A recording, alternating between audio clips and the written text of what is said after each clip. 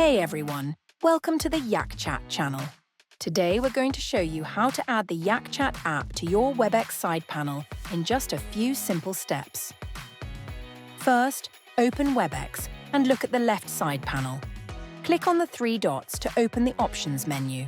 From there, select App Hub. In the App Hub, go to the search bar and type YakChat. When you see YakChat in the results, click on it. Now select Add App and then click Open from Side Panel. This will ensure YakChat is easily accessible whenever you need it.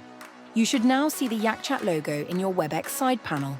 Click on it to launch the YakChat app. Finally, sign into your YakChat account and you're ready to start messaging. It's that simple.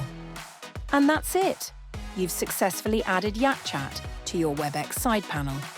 If you found this tutorial helpful, don't forget to like, subscribe, and hit the notification bell for more YakChat tips. See you in the next video.